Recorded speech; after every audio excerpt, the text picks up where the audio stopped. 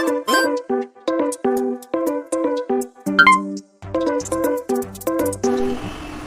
Technology के page में आप लोगों का बहुत बहुत स्वागत है। FSSAI new regulation on milk analogues. FSSAI का नया रेगुलेशन आया है मिल्क एनालॉग्स पर। एक्सक्लूसिव डेयरी लोगो, ये नया डेयरी का लोगो आया है and standards for ghee.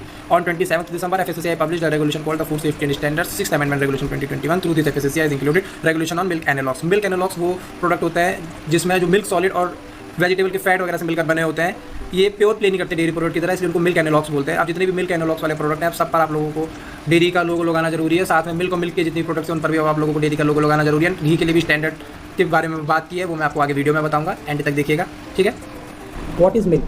Milk is a very complex fluid. It contains 4 principal constituents: first water, second lipid, third protein, and fourth lactose, and perhaps 100 minor constituents. The most important of which, from a cheese making viewpoint, is calcium phosphate. यानी कि दूध बहुत एक complex fluid है जिसमें कि 4 principal constituent है: water, lipid, protein और लैक्टोज, और कुछ छोटे माइनर कॉन्स्टिट्यूएंट्स भी है। पर जो इंपॉर्टेंट दृष्टिकोण से वो है कैल्शियम फॉस्फेट, जो कि चीज़ बनाने के टाइम पर है। बाकी 5 मेजर कॉन्स्टिट्यूएंट जो कि मिल्क में है: 87.7% water, 4.97% lactose, 3.4% fat, 3.3% protein and 0.7% mineral. Okay, then next, composite milk product is a product of which the milk products or milk constituents are an essential part in terms of quantity in the final product as consumed, provided that the constituents not derived from milk are not intended to take the place in part or in whole of any milk constituent.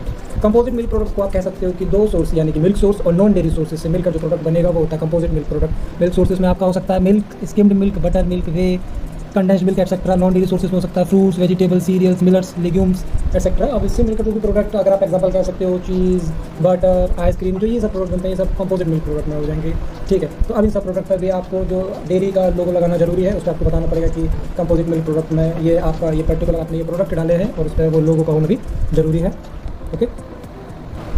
Okay, तो main बात यह है कि FSSAI जो कि regulatory body है उसने कहा है कि जो भी मिल्क के अलावा आप सोर्स यूज़ करोगे या जो भी कॉन्स्टिट्यूएंट आप यूज़ करोगे, यानी कि मिल्क के अलावा कोई भी सोर्स, फ्रूट हुआ, वेजिटेबल हुआ, कोई भी चीज़ हुआ, आप चाहे आप उससे कोई भी मिल्क का प्रोडक्ट बना रहे हो या कंपोजिट मिल्क प्रोडक्ट बना रहे हो, अगर आपने उसमें कोई भी सोर्स यूज़ किया है तो आपको उसमें प्रॉपर मेंशन करना पड़ेगा कि आप ये प्रोडक्ट यूज़ कर रहे हो। ऐसे ही सेम अगर आप कोई मिल्क कॉन्स्टिट्यूएंट जैसे लिपिड, प्रोटीन, ऐसी कोई भी चीज़ आप यूज़ कर रहे हो मिल्क की जगह, तो आपको उसे मेंशन करना है प्रॉपर अपने लेवल में कि आप ये प्रोडक्ट यूज़ कर रहे हो।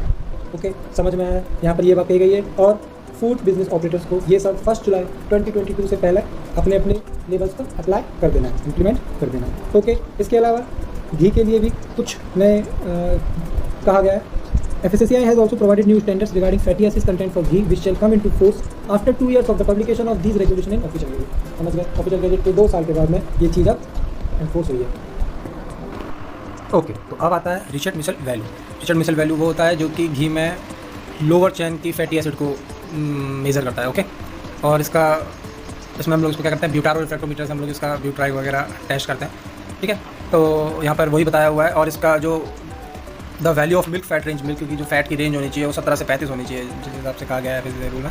और यहाँ पर बताया गया कि Reichert Meissl value substantially a measure of the lower chain fatty acids of ghee, that is butyric 4 and caproic 6. The value of milk fat ranges from 17 to 35, which is well above all other fats and oils. Butyric acid contributes about the 3/4 and caproic acid 1/4 to the Richards Michel value. Richards Michel value is covered as one of the quality parameters for the ghee under FSSAI rules 2011 and AGMAC rules 1981. FSSAI rules have prescribed a minimum value of 21 to 28, मतलब fat की range depend कर रखी है upon the place, जगह के हिसाब से, so as to ensure the quality of ghee to consumer, जिस हिसाब से ताकि वो लोग कंज्यूमर की क्वालिटी को, जो घी की क्वालिटी है उसको इंश्योर करता है एक पर्टिकुलर प्लेस के हिसाब से। AGMAC 1981 also prescribe value not less than 28 for non cotton tract areas on all India basis. ये भी उन्होंने कहा कि non cotton tract all India में 28 से कम पे नहीं बेच सकते हैं। And not less than 23 in winter, सर्दियों में 23 से कम पे नहीं। And not less then in 21 in summers for cotton tract, cotton tracts में जहाँ की सौराष्ट्र, मध्य प्रदेश वगैरह पर 21 से कम पे नहीं बेच सकते हैं। Any deviation from these values would give an indication of adulteration of milk fat. अगर इसके अलावा उन्होंने ये मतलब आदेश नहीं माना इसकी अवहेलना की, तो ये चीज़ इनकी मिलावट में पाई जाएगी। रिचर्ड मिशेल वैल्यू का फॉर्मूला आप देख सकते हैं, नीचे दे रखा है। ओके, तो घी पर FSSAI ने कहा है कि restriction on sale of ghee having less Richard value than the specified for the area where such ghee is sold. Number 1, the ghee having less Richard value and a different standard for Butyro refractometer reading at 40 degrees Celsius than that specified for the area in which it is imported for sale or storage shall not be sold or stored in that area except under the AGMAC seal। मतलब कि उन्होंने कहा है कि भैया जो भी research RM value है जो कि जिस एरिया के लिए स्पेसिफाइड है, और अगर उसकी ब्यूटारो रिफ्रैक्टोमीटर जो कि रीडिंग जो भी डिसाइड है, अगर ये आप जो घी बेच रहे हो अगर इनके इस मानक के अनुसार बेच रहे हो उस एरिया में, पर्टिकुलर एरिया में, तब तो ठीक है। अगर आपका डिफरेंट है, आपकी ब्यूटारो रिफ्रैक्टोमीटर रीडिंग या आपका जो रिचर्ड वैल्यू है वो जो RM वैल्यू वो कम है दी हुई मानक से, तो आपको वो घी नहीं बेचना है, और अगर बेच रखना भी है अपने पास तो आपको उसको एग मार्क सील के अंदर में रखना है। Provided that such ghee may be sold loose after opening the Agmark seal container in quantities not exceeding 2 kilogram at a time used in preparation of confectionery. मतलब कि भैया एग मार्क सील के अंदर रख सकते हो और उसको एक बार में 2 किलो से ज़्यादा कि आप उसको ना बेच सकते हो ना आप उसको यूज़ में ले सकते हो। समझ रहे हो आप, ये चीज़ मिठाइयों के लिए, हर चीज़ के लिए। Number second, a person selling first ghee in such manner as specified in regulation 2.3. जो भी आदमी ये घी बेच रहा है उसको ये नियम का पालन करना पड़ेगा जो कि मैंने अभी ऊपर बताया 2.3.8 में, ठीक है। नंबर सेकंड, कन्फेक्शनरी जो मिठाई के सामान है, in preparation of which such ghee is used shall give a declaration in the form A to the food safety officer when a sample thereof is taken by him for analysis under section 47 of the act, and also to a purchaser desiring to have the sample analyzed under section 42 the act. जो भी इंसान या दुकानदार या मिठाई वाला जो भी ये इसको बेच रहा है वो फॉर्म ए के अंदर में ये डिक्लेयर करेगा फूड सेफ्टी ऑफिसर को कि वो यह चीज़ यूज़ कर रहा है, ठीक है। और वो कभी भी अपने प्रोडक्ट को सैंपल के एनालिसिस में अंडर सेक्शन अंडर 47 में दे सकता है। और number third, if on analysis such sample is found to be conforming to the standards of quality prescribed for the area where it is alleged to have been produced, the ghee shall not be deemed to be adulterated by reason only that is not conform to the standards of quality prescribed for the area where it is sold। मतलब कि खाली इसी आधार पर कि आप मिलावट कर रहे हो क्योंकि आपकी क्वालिटी, आपका स्टैंडर्ड, आपका मानक मैच नहीं किया है तो आपकी मिलावट मानी जाएगी। इसी आधार पर आप ये घी नहीं बेच पाओगे और आपके ऊपर कार्रवाई भी हो सकती है। इसीलिए जो ये नया नियम आया है 1 जुलाई 2022 से पहले आपको सारे जितने भी डेयरी इंडस्ट्रीज़ हैं या जितने भी डेयरी का दूध का या बाकी सब काम करते हैं सबको अप्लाई करना है। ये लोगों में एक बार और दिखा देता हूँ आपको, ठीक है।